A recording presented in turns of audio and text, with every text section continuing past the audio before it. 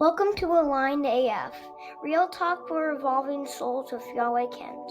Join Yahweh for honest conversations on spiritual growth, the messiness of life, and how to move through it all at a higher frequency. So grab a cup of tea and let's sail in. This is Aligned AF, and here's Yahweh. There's a subtle, almost invisible weight many of us carry. The quiet burden of the word should. I should be further along. I should be stronger by now. I should do what's expected of me. These shoulds sound reasonable on the surface, but underneath, they often carry the residue of someone else's rules, old conditioning, and societal scripts that were never really ours. They become a fence around our possibility, keeping us in familiar pastures while our souls ache to run wild. But here's the beautiful, radical truth. Every time we release a should, we create open space, fertile ground where a could can take root. Could is curiosity, expansion, potential. Could asks the question, what if the life I want is not only possible, but waiting for me to say yes? Shifting from should to could is more than just a mindset tweak. It's a spiritual act of reclaiming our agency, honoring our truth, and aligning with the future our soul knows we're here to have. Today's guest, Stephanie Redfeather, knows this transformation intimately. From her years in the Air Force and a career as an engineer and financial planner, she walked a path steeped in structure, achievement, and practicality. But when the whispers of spirit grew louder, she had the courage to step beyond what she should and become and delve into what she could become. A Reiki master, shamanic minister, author whose work is awakening empaths around the world.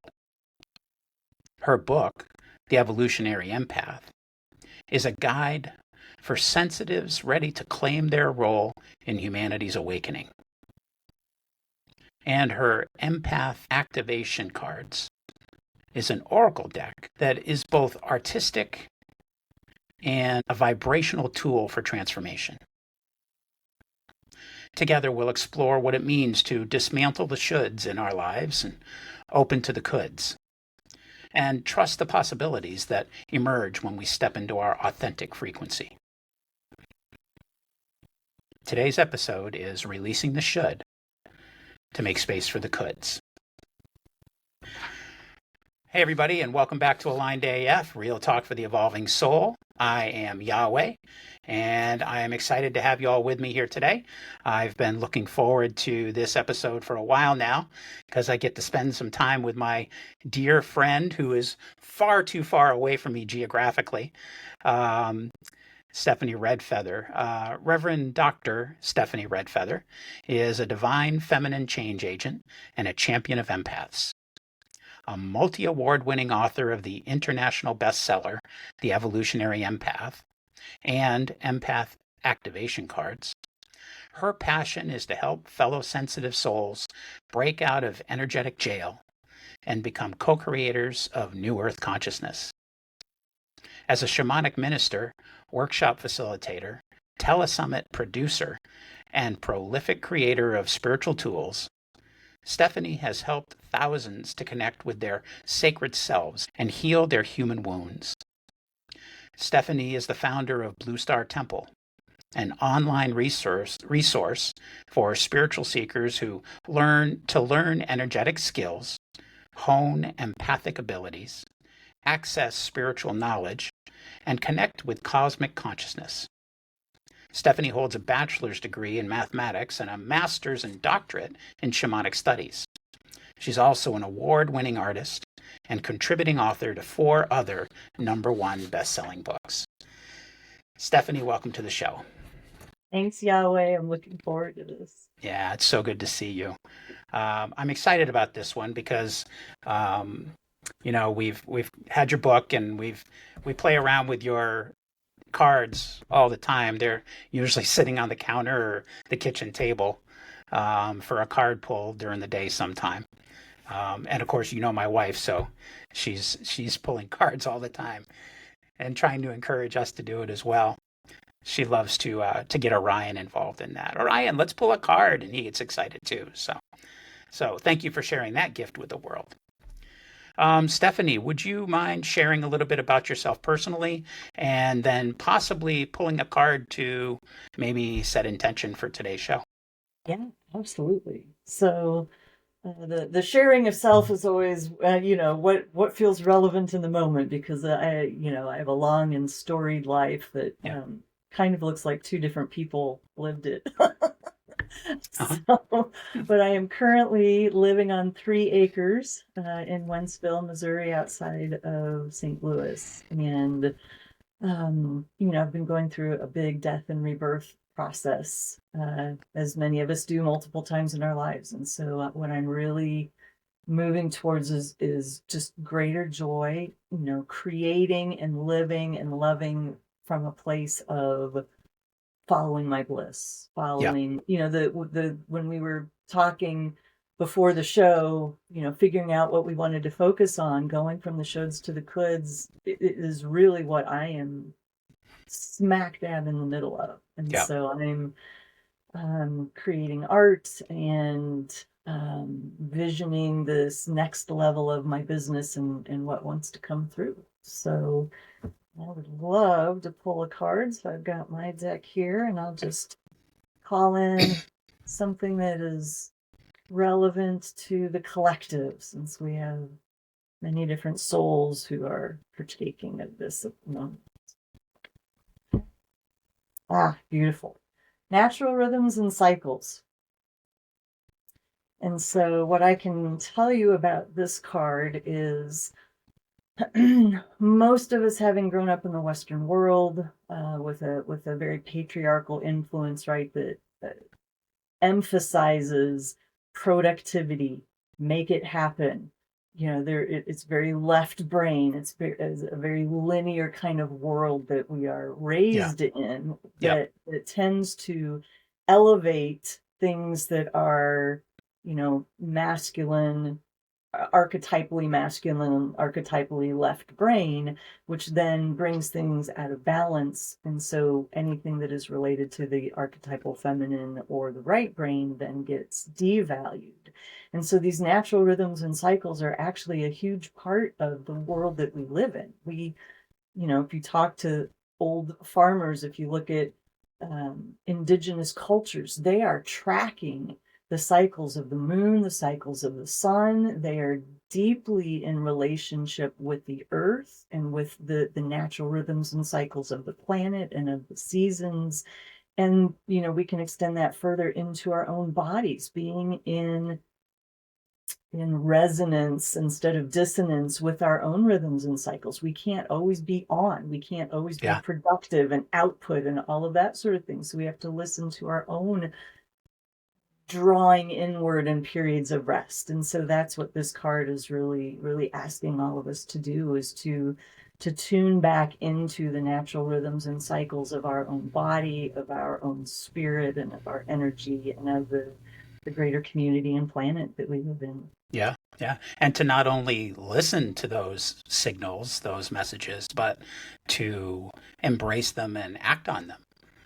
We Absolutely. can listen to them over and over and over again, but then if we cast them aside, we're still doing the same thing we've always been doing. Right. Yeah. Wonderful. Wonderful. Yeah. I know that that speaks strongly. Um, Growing up in the 60s and 70s as a young man, and a certain archetype that you're expected to live up to. You have, expectations. Don't cry, they'll think you're a baby, and be the man of the house, and make sure that you're always doing this and make sure you're always doing that. So later in life, that's a lot to try to let go of when I start embracing. My wife tells me that I've got a really decent balance of the masculine and feminine. But man, that took a long time to not only do the work to balance that out, but just to just to accept it in myself. Absolutely. You know, for me as a woman, there's this sort of subtle messaging of to live and operate in a man's world, you have to out masculine the masculine. Yeah. Yeah. You know, Yeah. and so it's an abandonment of self to, you know, to play the game, if you will, to operate in what you think is the world and the way that it works. Yeah. Yeah, because you've got so much to offer from the divine feminine side of things. But if you have to be in the masculine to even get heard, well then what's really happening here? Hmm. You know, the masculine is prefers to hear it through the filter as opposed to the pureness of what the divine feminine really is.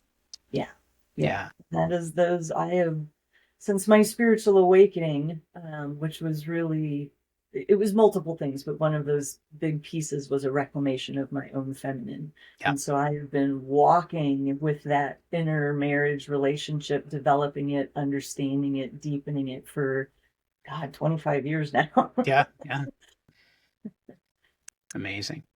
Um, when we start looking at the shoulds and the coulds in our lives, can you maybe, in your own words, kind of describe what you see as the real deep cost of living by shoulds instead of by coulds? Yeah. Yeah, there is a slow erosion of trust in yourself. And it's if you're familiar with the boiling frog parable, Yeah. or yeah, right. So for those who don't know, if you put a frog in boiling water, it's going to immediately register that, this hurts, this is dangerous, I want out of here. Yeah. Whereas if you put a frog in tepid water and slowly, slowly increase the temperature, the change is so gradual that it's imperceptible. The frog doesn't notice and it cooks to death. Yeah. And so that's how it is for so many of us. You know, we are often, unless we have a very unique and unusual childhood, at least at this point in human development or human consciousness, that we will often, you know, take on our coping mechanisms. We have, you know, subconscious programming, indoctrination, things we internalize. We have wounds that we maybe not even be aware of, that are not yet healed. And so all of these things kind of build the way in which we engage in the world. And Yeah. oftentimes we're living from those coulds. So it's not an authentic expression of who we are. It is run through the filter of, will this get me love? Will this get my needs met? Will this make me what I think happy means? Right. Will this please my parents? Will this give me status? You know, whatever all of those things are. And so it's like, if you're you know, a bricklayer, let's say, and you're building a long wall, and you have your straight line. Let's say you've got two stakes and a rope so that you can keep your wall straight. If you start to veer off from that right when you start, right where that first stake is, the difference between the straight line and the wall is maybe just a millimeter or two. But if you continue on that path, Yeah. right, the distance between where you should, I don't like that term, but I can't No. think of something better, where you know, what's the true line of what is, you know, where the building is designed to be versus where the wall ended up going, Right. is a massive separation. And so I use that to illustrate that over time, you know, in the beginning, we can't really tell there's much dissonance there. Yeah. It feels like we're doing what we're supposed to do. But over Sure. time, there's this divergence, and eventually our system can no longer tolerate the level of dissonance that's inside of us, Yeah. because living from the goods Yeah, I think we should. can see that, especially with the way things are in the world and especially in our country right now. Yeah. So how do you personally recognize when a should is making fear or conditioning rather than genuine inner guidance? That has been a multi-decade process of getting to know myself. Hmm. When my spiritual awakening began, I didn't know how to listen to myself. I didn't know what that inner voice sounded like. I had sort of snipped off all of the connection to that part of myself, and so it was, reconnecting all of these parts of myself again so that I could listen. And so, having spent a lot of time learning how to listen to myself, and discovering how my inner self, how my spirit, how my heart, how my, the intelligence of my being, not my mind, but my embodied self, speaks to me. It's how it feels in my body, and so how it feels Yeah. is going to be different than other people, but it's not a mental activity, it's a feeling activity. And it could be, it could be a tightening in my gut. It could be um, it's so subtle, it's hard to put words to, but I have just learned to recognize when something isn't in resonance here. I'm feeling heaviness, or I'm feeling a fear or something. There's something that needs to be spoken to here. Oftentimes I don't know what it is. Yeah. I get the feeling first, and I've come to recognize it. I'm like, okay, I need to take a moment, acknowledge it, be with myself, say, okay, I feel you. What are you? What is this? And then I will make space for it to come fully into consciousness. And um almost always then I will get clarity about what it is. Yeah. But that is a process that I've spent 25 years honing. So Sure. what it looks like for me now is not what it looked like 25 years ago. So let's go back 25 years, and for those out there listening that maybe are are just mired in the shoulds in their lives and aren't sure what to listen for, or aren't sure what steps they can actually take to make a change. What's one or two small steps that would help them recognize the goods in their lives and maybe take one conscious step forward? Yeah, absolutely. I think in the beginning, it is practicing your awareness, or your mindfulness, or your consciousness, however you want to describe that, of just recognizing in the moment something feels heavy. This doesn't feel good. It feels, one of the comparisons or filters that I use often is, does this make you contract, or does this make you expand? Right? So if whatever you're deciding or thinking about doing, or maybe there's something you said yes to and you're having regrets, if there's a collapse, if there's a heaviness, then that's probably a very good sign that it is not in resonance, because what is in resonance is going to make you feel more open, expanded, you know, lighter, to engage with it. So I think one of the first things to do and to cultivate is a practice of giving yourself the space to explore, to be with, to invite whatever that is to come forward. Because I think for so many of us, it's just like, a fly, a mosquito, just go away. Yeah, yeah, yeah, I got stuff to do.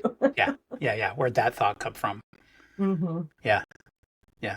So so you talk about feeling constricted versus feeling expanded. Now, there's aren't there incidences where somebody is stuck in the mire, and just the idea of expanding, just the idea of thinking or acting in a different way than what they're used to can can feel constricting.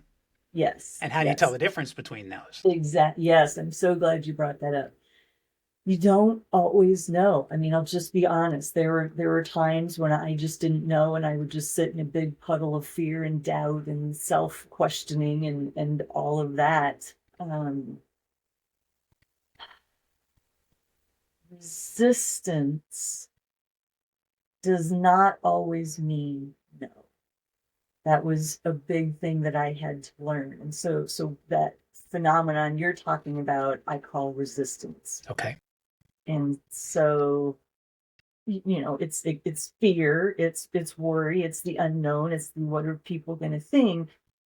But resistance is not an immediate no to whatever it is you're considering. Resistance is an invitation to look deeper and ask yourself, why does this feel? What is this about? Is there some inner voice that's telling me that, it's that exploration where we have to go inside and look at the foundational what pieces that are informing that feeling. Yeah. And it's not always going to be an elegant, clean, easy process. Right. You know, In fact, in most cases, it won't be. Right. Yeah. Yeah, and it feels important to share also that because this is a concept that I talk about with a lot of clients, and that is we are used to it. We have been encouraged after 12 years of school and the sort of Western mind way of thinking is that everything is an intellectual activity. Everything can be solved by the brain. Yeah. Well, the left side specifically, which is the very rational, practical, logical side of ourselves. And so it doesn't work to apply that kind of linear expectation, like this, all right, do step 1, step 2, step 3, step 4 in order, and you will have transformation. Voila! Because what's happening is not linear. It is in a non-linear space. Yeah. It is a mixture. It's kind of a big swirling sort of thing. And so the left brain really wants that formula. Just give me these steps and I will apply it.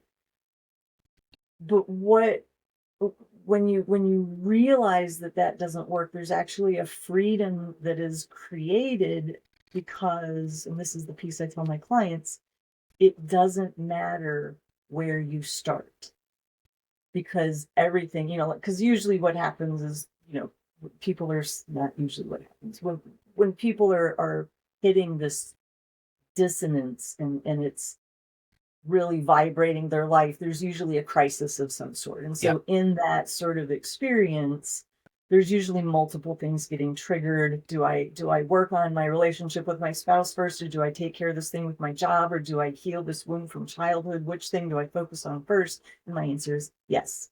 Yeah. Because they're all related. And in this non-linear, sort of outside of ordinary time and space place where all of this lives, it's all connected. It doesn't matter which thing you start with. One's going to lead to the other because they're all connected. And so I feel like there's freedom in that because it's not, it releases you from there's a right answer or a right way to begin. Right. And wouldn't it be wonderful if we could come upon all of this without a crisis, without something horrible happening in my life that, everybody's like, oh, you haven't hit rock bottom yet. I don't want to. I want to understand it now, Yes. So you've lived in what seem to be like polar opposite worlds throughout your life, from Air Force, engineering, financial planning, and then over on the other hand, you've got Reiki master and shamanic minister and working with empaths. Is there anything that you could say helped you in those more rigid, more structured aspects of life?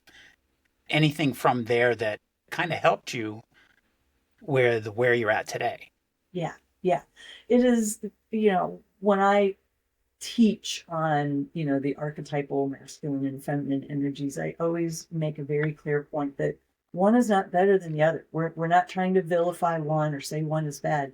They are completely different sets of qualities, and they are both needed.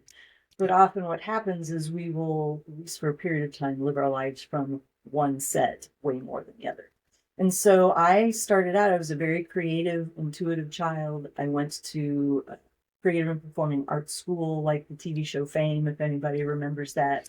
And Yeah. then you fast forward a few years, and I get a math degree and become an Air Force officer. And it's like, one of these things is not like the other,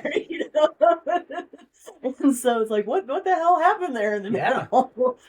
And so, as I look back on all of that, of course, you have the luxury of the perspective of time in looking back. But I wouldn't be who I am without those experiences, right? That structure is necessary at times. That ability to analyze and to, I'm going to be very careful in saying push yourself, right? There are times where you need to kind of get the pry bar under your butt and do a thing. But then there's also times, to where you need to be gentle, you need to give yourself a break, you need to allow yourself permission to live in the unknown and to sort of be in the chaos, because chaos is the birthplace of creativity and new solutions. Yeah. Yeah. So I don't know if that answers your question. No, it does. It just even in a spiritual journey, you need a kick in the ass every once in a while. You do. Yeah. So was there a specific moment in your structured life where you realized this is not what my soul wants anymore? It came in stages, and I laugh because I tell people I have 4 planets in Scorpio, so I can't help myself. I can be a little bit hard-headed and like, I can be like a dog with a bone. Like I'm gonna do this thing, and by God, and I'm gonna shove that square peg in that round hole. So I've had to. And for your own good, don't put your hand near me. Yeah, and so yeah, there's a kind of a lot to unpack there. Redirect me, because all of a sudden my brain just went. No, that's okay. That's okay. Can you give us one moment where you said, this structured life isn't working for me? Yeah.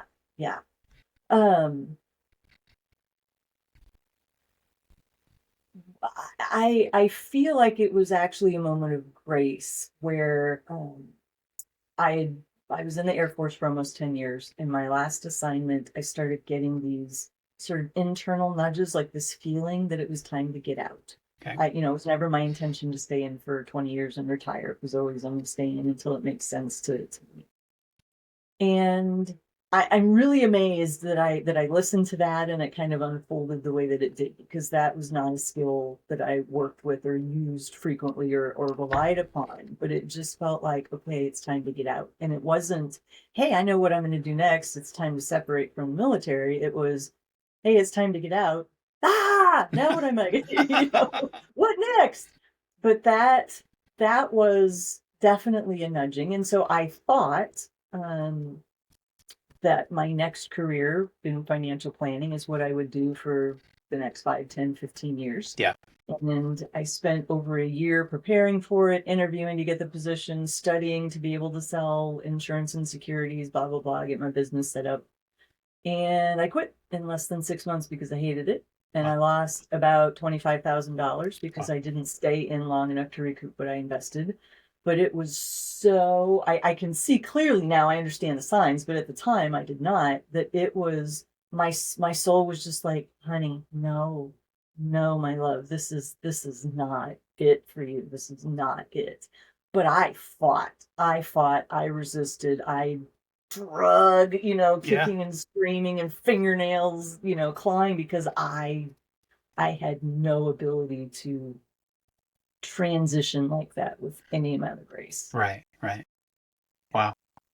Yeah. Plus the old conditioning must have been saying, "I've spent all this time. I've spent all this money. This has got to work." Yes, yes. Yeah.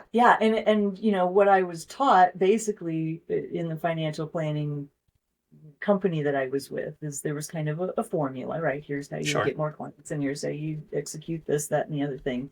And it was this very, again, masculine left brain of, if it's not working, just do it more and harder. And it's like that my system was just so completely exhausted and fatigued from that way of living. Yeah. Yeah. Oh. Oh. Um, let's talk a little bit about some of the stuff that's in your book. Yeah. You write about the empath's role in humanity's awakening. Mhm. Okay, so how do you see that role evolving over the next decade? Yeah. Like with what's going on now, how is an empath's role going to support humanity? Hmm. It is simple and complex, as with all things. The simple answer is, I believe that empaths are here to help humanity ascend to the next level of consciousness. We are, you, me, so many of us who are incarnating now in the probably the past close to 100 years. Like 100 years ago, there were not a lot of empaths on the planet. No. As consciousness and frequency is rising collectively, we're finally getting to a point where it's time for us again. And so we are the empathic Big Bang. We are the ones who are here to help um, pave the way for the ones coming behind us. There's a quote from the movie Moneyball that says, "The first guy through the wall always gets bloody." And that is the role. That's me. Yeah. That's so many of us, because we didn't have the parents, the teachers, the community, the support structure to, one, even recognize our sensitivities. It was not a thing. It was not a known way of being, Right. let alone give us the tools of how to manage it and to understand what it is. And so there are enough of us who've been around long enough that there's a next generation coming up that has some awareness that is born with a greater level of consciousness, and with parents and community that has set the field that Yeah. they can grow into. And so the way it usually goes is, what took us 20 years to figure out takes them 2 years, while we sit there and go, damn, that's just not fair. Yeah. But And thank God I did this for them. yes, Yes. yes, yeah. And so they are here to just continue on with this shifting of consciousness, because my belief is that some number of years, maybe hundreds of years from now, empath is just going to be synonymous with human, because this is where we are all headed, living from this place of full consciousness, full awareness of all of our sensitivities and our connection to all of the different realms of life and sentient beings, and being able to communicate from this place of our heart and being in our center. And so, as an empath, how do you not lose faith in what's ahead of us with what's going on around us right now? How do you look at the way society is in this moment, and how do you not say, how the hell am I going to do Oh, anything about son. that? Yeah. Yeah, a fair question, and I have two answers that sort of hit opposite ends of the spectrum. Okay. One, and this is something that I'm being called to practice at an even deeper level than I have before, and that is to be present in the moment, because it's very easy to get overwhelmed. An example would be when I got divorced for the first time, it was too overwhelming for me to even think about the day. I had to live my life hour by hour and minute by minute because that's all that I could handle. Yeah. And so, in a way, it illustrates like if you can just stay in the present moment, stay in the present moment with what is and really be present, that keeps us from living in the future and then creating all of the anxiety and the what ifs and the unknowns. So that is one tool. And the other tool is, so while I see presence as being very, kind of the monad, the point in the moment of space time, the other end of that is now let's back out to the greatest possible perspective, because for me, I find context to be so helpful. And it's one of the things that I really focus on in my empath book is what is happening at this greatest level of perspective, so that we can locate ourselves inside of that and understand our place and what's happening at a bigger level.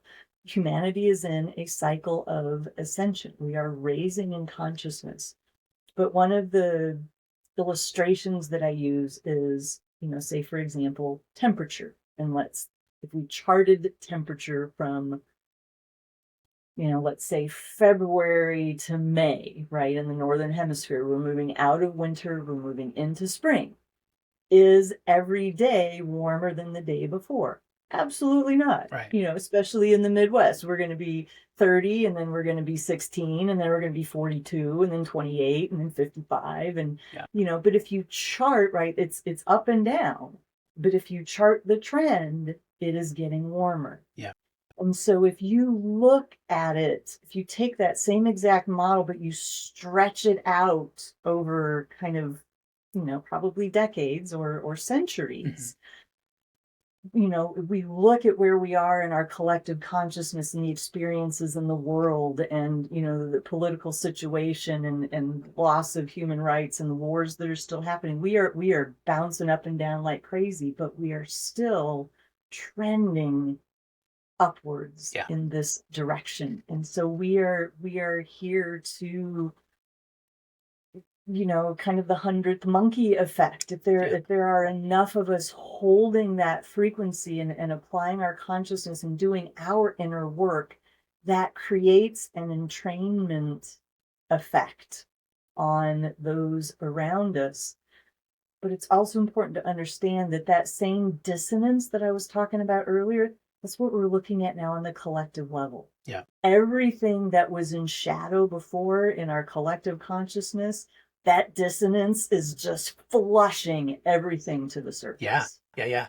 I'm a firm believer that there's actually more light now than there has ever been before. And the reason that there's so much darkness and so much ugly out there is because it's fighting tooth and nail to stay, but we're casting more light on it, so it can't hide in the shadows anymore. It's all coming out because we're shining a light on it. And in the human perspective, it's quite honestly, it's scared shitless of losing its life, losing its way of being. So it's just getting louder and louder and louder. And throughout history, the loud has always been the one that seems to get stuff done. So, for us, it's almost like we have to love louder in order to even be heard. But it's conversations like this that I need, that remind me that it's okay to be human. It's okay. I go through these moments where I am so pissed off at politics or pissed off at something that's going on in the world that I'm like constantly in that energy and watching the news and posting on Facebook and social media. And and then I stop and I have a conversation like this with somebody and I go, okay, I am okay. Everything's going to be fine. Then I'll even go back and start deleting all that stuff to get that energy out of my field, and then something new will happen to piss me off and I'll go again. But it's getting less and less over time. and I become aware of it much sooner than I used to. So I see that as a positive step. Um, is there maybe one practice from your book that the listeners could begin today to start to strengthen their energetic boundaries without hardening them, without, seeming like it's just going to be too much? So to just give a little context for the exercise, as empaths, we are born with a naturally open energy field. It is easy. It's how we're built, if you will, to blend and merge with other people. And so if we don't have any other experience, if we don't know better, if we don't have any different modeling, we pick up on everybody else's stuff. We don't know where we end and the next person begins because we just blend and merge with everybody. We take on their stuff. We think what we're feeling is our own. And so a practice, first of all, to just imagine your container, right? Just depending on where you are in your awakening and your awareness of your own self is, one of the concepts of my book is you and I are one, but we are not the same. And so it's holding the divine dichotomy that in spirit form, the need for boundaries and protection isn't a thing. It's not needed. We are all one and we understand that. But down here in this earth plane, we are all individuations of the creator. And there is a place, at the highest level, we are all one. Right. And at the working level, the tactical level, if you will, we are individuals and we are not all the same. And we have our own sovereign space. And so just imagining that and tuning into it, however it looks to you, a bubble, a sphere, a cocoon, however your psyche shows you that information, is to tune into it and begin to develop an awareness of it and a relationship with it. And then you can start to receive information from it or tune into its status, right? Is it pretty good right here in the front, but there's nothing in the back, right? Does it look like Swiss cheese all over the place? Is it, I can hold my boundaries pretty firm, except under these circumstances or this person or people like this or this trigger or whatever. And so it is developing that sense, but there's often a mindset shift that comes with it of, do I really deserve this? Is it okay? Do I have the right to occupy my own space? Yeah. Yes, you absolutely do. It's amazing how much people think they don't deserve something, whether it's love or understanding or grace. And some of it may be from trauma in their lives, and who knows, some of it may be from a lack of experience or lack of emotion or lack of love in their lives, and so they come to believe that they're just not deserving. I loved what you said about while we're still the one in the higher consciousness of things, we're individual manifestations of that one consciousness. I think the trick is understanding that it's not just the way you think that is part of the whole. It's everything that's part of the whole, and accepting that. Yeah, I early in my spiritual awakening, I was introduced to the Conversations with God books. Yeah. And they just blew my mind. Yeah. And usually about once a decade, I go back into them. And so recently I've been going back into them. And, especially in light of, the recent election in the United States, I've really had to work with, the concept of there is no place that God is not. Yeah. And be like, oh, are you sure? And so that calls me to my next level of just many things.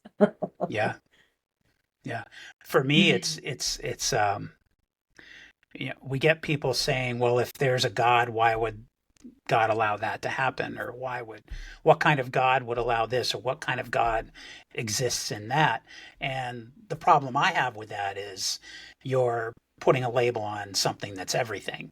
You can't put everything in a box because God is not some old dude with a beard sitting on a throne up in the clouds dishing out gifts and punishment. That's not, to me, that's not what God is. God is everything. So you can't, you, it's so human to try to find something to blame as long as it's not me. I'm not responsible for that. And in the long run, it's got to be God, or and the truth is, most of the shit that we've dealt with in our lives was human created, Right. you know? Yeah, that is the one of the hardest journeys is moving out of this sort of institutionalized victimhood Yeah. experience into the recognition that we are each responsible for our own creations. And that is some scary responsibility when you really look at just how powerful we are. Yeah. Yeah. And you have to be careful with who's delivering that message because there are some folks in the spiritual community who almost almost shifted into a blame game on yourself. Like when Right. you're in an abusive relationship, what have you done to bring that to you? Well, you know what? I was living with an asshole. And that's just the way it is sometimes. And what Mhm. did I? You can't blame me for that person being cruel. You know, I can Yeah, see. it's a spiritual shaming. Yeah. Yes, that's what I'm Mhm. looking for. Spiritual shaming. Mhm. So you got to be careful who's delivering that message and how it's Mhm. delivered, Yeah, because nobody's looking to blame anybody, but looking to accept responsibility for what actually is yours. exactly. Yeah, Mhm. Yeah, and what you can control. right. Because there's, in Exactly. the end, you can only control you. Yeah. Yeah. Um, so I want to talk about your cards for a minute, the empath activation cards. Now, first of all, you are the artist.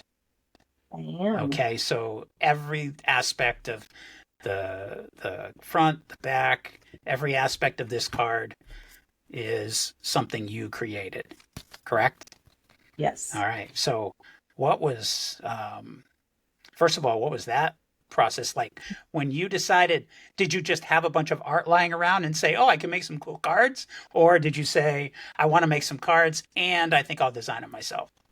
Yeah. I was ready to write this Oracle deck a year before I actually started it. And I would get locked up and I was trying to figure out the artwork because, like, do I find the artist? Does my publisher find the artist? Do I pay the artist? Does my publisher pay the artist? Yeah. How do the royalties work? Like, I was going round and round, and I couldn't. I was just stuck on that and couldn't move forward. And so I had a reading with a medium that I use, and she's like, "Well, Steph, you're supposed to do the artwork." And I was like, "Oh." Because I am an artist, but I don't lead with that. And so as soon as she said that, it opened the door, it gave me permission, and I just got this huge download of the art. Like if you were to take the deck and lay out all 44 cards and look at the images, you would see that every single image has some form of circles or dots. Okay. And so those circles and dots are the transmission vehicle of the activation of of the whatever is being sent through the card into each person as they look at the image and Right. read the message. Mm-hmm. Yeah. And that one, there are a few and that's one of them that I was very inspired by crop circles. Yeah, that's what it reminded me of. Yeah, Mm-hmm. Mm-hmm. Yeah. I And love that one. so I had a big list of ideas for each card, and then a sketchbook of just images and flashes of things that would come to me. And so I was in I call it a 3.5 month creation bubble. I did all of this in 3.5 Wow. months. And every day I would get up and like, am I going to write today or am I going to paint today? And so they were created in tandem, but not they weren't attached to each other in the beginning. It Oh, wasn't like, okay, I wrote this message and now what's the image I'm going to paint to go with it? right. I did those processes independently Wow. until I started getting closer to the end. And so as I got, into maybe 30 something art pieces completed, then I had enough messages that I would start pairing them up. Yeah. And my guides would just be like, oh, this is the image that's going to go with this, and this is the image that's going to go with that.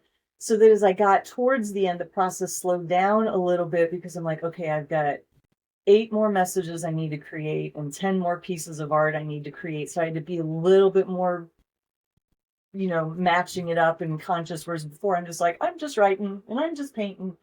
Yeah. And then I'll match them up later. Yeah. So So you said that it all kind of came when you were talking to a medium,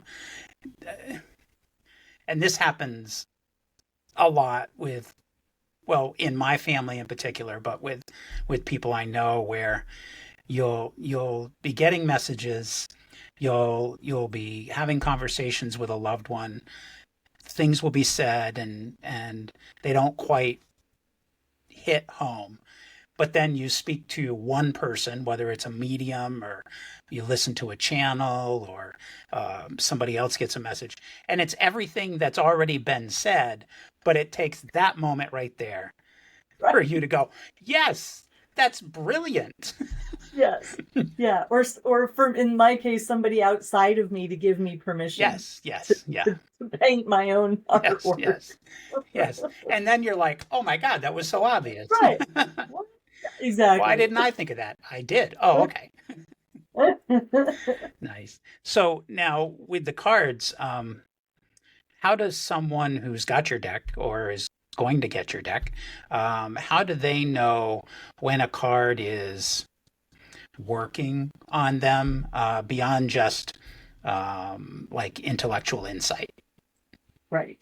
It's always the feeling body, Okay. right? Our body, we are incredible receiver transmitters, but a lot of times the receiver part of us has been trained out of us or numbed or dulled or just not developed. And so really it's, you might get shivers, you might get, one of the ways that my system tells me that something is truth is I'll tear up Yeah. momentarily. Or you might, any number of physical symptoms or things can happen, and over time you learn that that's your body's way of telling you this or telling you that. Right. And so, these are very activational cards. They're very high level. The images are very activational on purpose. And so they can, you can use the deck however you want. You can just pull a card for the day, or if you have something you're sitting with, a decision you want to make, or trying to get some validation, you can do a spread. But I also,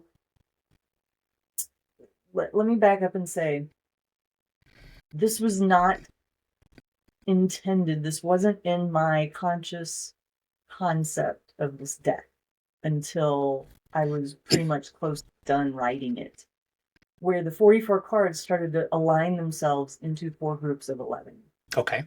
which became these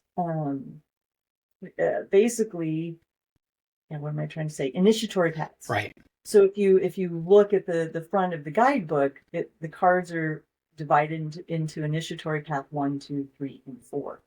And so if a person chose, this is like a mystery school in a box where you could actually read through this, and work with the cards as well, from front to back, like a book. And that is kind of your own personal launch sequence into the mysteries of ascending consciousness, because each initiatory path, like the first one is more the 3D level, the human level, and then each level is a little bigger, a little deeper, a little broader, a little higher, until you've got the bigger picture perspective. So this is there are multiple ways to work with this deck that's very powerful. I was actually, that kind of leads to my next question, because I was going to ask you, of the 4 initiatory paths that are in your deck, which path feels the most, I don't know if I want to say urgent, feels the most urgent for the collective right now? Mm-hmm. Like, does one path feel a little bit more out front? Right. Oh, yeah, that's a good question. I'm reminded of Anna Dea Judith's work, if you know who that No. is, and she talks about we are collectively moving from the energy of the 3rd chakra to the energy of the 4th chakra, which she characterizes as moving from the love of power to the power of love, which I just absolutely love. And so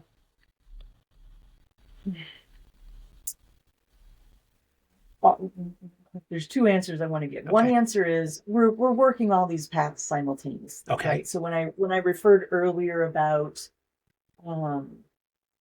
that evolution, our inner work, our evolution is not linear. Yeah. Everything's happening at one time, right? So we're working all of these activational levels at the same time. We're working on our inner child stuff, and then we're up here having peak experiences, and then we're coming back down, and we're doing this, and then we're all over. But the other answer I want to give is we can only progress so high.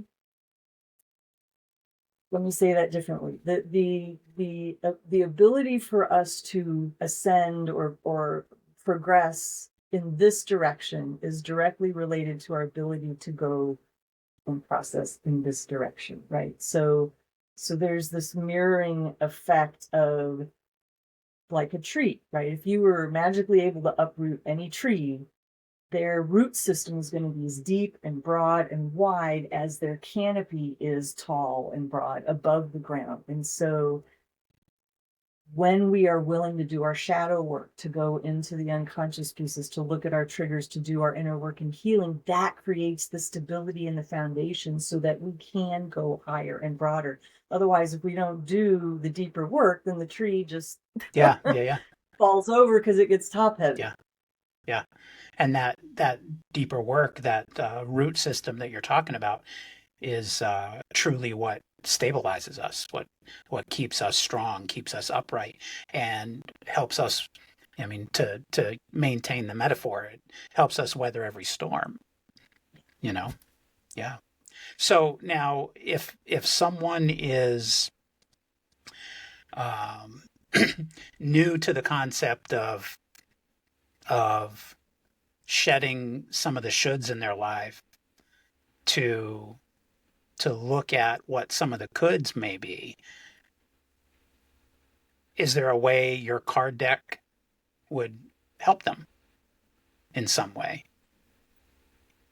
It can give a perspective of what's possible. Okay. What's happening in the bigger picture, because I think that's something that happens to so many of us, especially when we just don't have the practice of being in those spaces, is we get tunnel vision, and our focus and our scope becomes very narrow and very right here in front of us, which is what happens when we are in crisis mode, right? Yeah. Or when we are just like, I got to figure out how to eat, where to live, pay the bills. When we're in that space, it is hard to look at the bigger picture, and hard to imagine these things that can feel more conceptual when you're like, listen, I don't give a shit about my spiritual relationship with so and so. I don't know how I'm going to get through the rest of this month. Right. And that is a real experience for a lot of people. But if you're in a space where you can, for a moment at least, allow yourself to open up to the bigger picture of what's happening. Again, for me, that context is so very helpful and supportive because it gives you that perspective and that you don't feel so isolated. You're like, I'm just this thing over here by myself, and nobody has a similar experience. And then all of a sudden you look at the bigger picture and you're like, oh, there I am. Yeah. And this is how I relate to everything else. Yeah. Okay. Um, so living beyond the shoulds, like really finding that place where you can take your first step on that path of shedding some of the shoulds and embracing some of the coulds with the space that you've created. What does it mean to you to live as an embodied could type of person? Mm. I appreciate that term because it's very easy, very seductive, and also ingrained that we go right up here. Yes. With everything, right? So Yeah. it can be this place of living in our head. Oh, I have this dream, or even a fantasy, or just an illusion, where we're telling ourselves this is the life that we're living because we're living from here up. Yeah. So to be embodied means you're not just conceptualizing it, you're not just thinking about it or pushing it into the future or hoping or telling yourself that's what's happening when it's not really what's happening. You're living it, you're bringing it into your body. You're again, back to Anna Day of Judas, she talks about, there's two directions of energy, right? Upwards and downwards through our chakra system. And the downward direction is the manifesting direction. So when we bring something into form, it starts as a vision, right? It's the field of plenty where absolutely everything is possible. Yep. But you cannot manifest if you're trying to bring it all through together at the same time with everything, right? So manifesting is actually a process of limiting. It is a process of saying no and being very specific about what you say yes to, so that as you bring it through and visualize it and begin to talk about it and create it and generate it and bring it into form, you have to be specific Yes. and clear about what it is that you want. Yeah. Yeah. We've lived an example of that.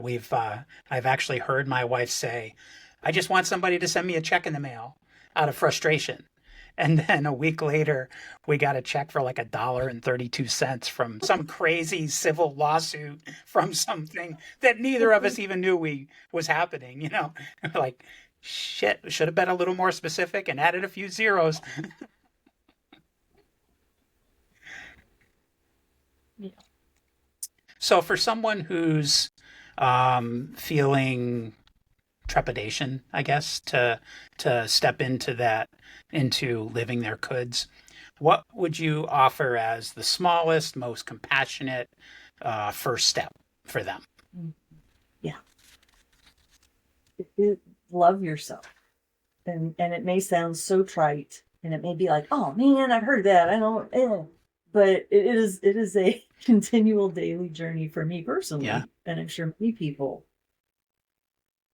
What does that kindness look like? That permission, right? So loving yourself is saying you did what you had to do. You lived your life from your shoulds, and that's okay. You didn't do anything wrong, but now that's not working for you. And so it's okay. What, make space for what wants to come through. And maybe you don't even know what that is yet. Sometimes you have to start with what you don't want to be able to help you get to what you do want. But it's being in that space of just radical self-love, so that we're not beating ourselves up and making ourselves wrong for how we used to live our lives.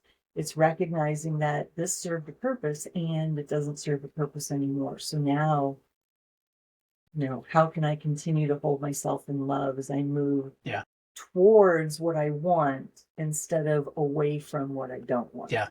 And how can I be open to my highest good even when I don't know what that is right now? we hear that a lot in the spiritual community, where we'll pray for somebody's highest and greatest good instead of praying for a specific, like a friend's in the hospital or something like that. We don't we want them to get better, we want them to heal, but we also want what's best for them. So it's accepting that you don't know what your highest and greatest good may be at this moment, but being open to receiving it anyway, because you deserve it. And that goes back to your loving yourself. Love yourself enough to know you're deserving. Yeah. Oh, Stephanie, this is a lot of fun. I love this conversation. I want to give you an opportunity to share some stuff with us. Where can we get your book? Where can we get your cards? Do you have any workshops coming up? Anything like that? Yeah, thank you. Thank you. So if you go to bluestartemple.org, that is my website. And so you can order the Evolutionary Empath Activation cards, and then my other books, multi-author books that I'm a part of. If you order from me, you'll get a signed copy with a personalized inscription, if that's meaningful to you. Otherwise, I'm not attached to, if you order it from somebody else, there's also an audiobook version available. I do have, for people who might be in the local area, and co-creating with a friend of mine in Springfield, Illinois, a workshop called The Empath and the Warrior. And so it's an integration and alchemization of these empath and warrior energies. But it's essentially masculine and feminine through the archetypes of the empath. So that is September 5th and 6th. And you are welcome to subscribe to my newsletter. I encourage you to do that, because that's the best way to stay in touch with offerings that I have, workshops coming up, products, live stuff, online stuff, all of those things. And they can do that at Blue Star Temple? BlueStarTemple.org. Okay, fantastic. Oh, Stephanie, thank you for sharing your wisdom, your journey, and your light. What you've given us today is more than a conversation. It's a mirror. For everyone listening, this is your invitation to notice where the word should still lives in your body, and to ask what new possibility could take its place if you set it down. As empaths, sensitives, and soulful beings, our depth is not a burden. It's a compass that points toward our truest life.